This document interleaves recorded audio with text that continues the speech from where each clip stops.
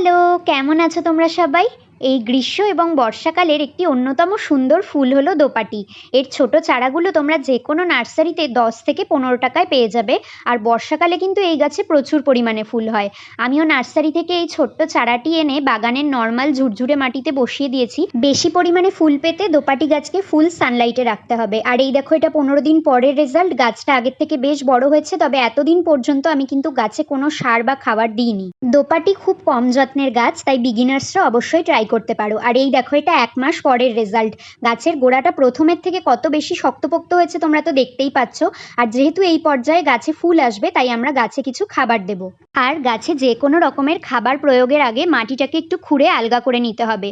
আমি এখানে 2 মুঠ পরিমাণে ভার্মিকম্পোস্টের সাথে হাফ টব পরিমাণে বাগানের নর্মাল মাটি দিয়েছি। আমি রাসায়নিক কীটনাশক ব্যবহার করি না, তবে তোমরা চাইলে বেশি ফুল পেতে লাল পটাশ ইউজ করতে পারো। এরপর তৈরি করা এই মাটির মিক্সচারটা দিয়ে টবের বাকি অংশটাকে ফিল করে দেব। আর এই গাছে ফুল এলে সেটাও তোমাদের সাথে অবশ্যই শেয়ার করব। দোপাটি ফুল তোমাদের কেমন লাগে জানিও। চলো, টাটা।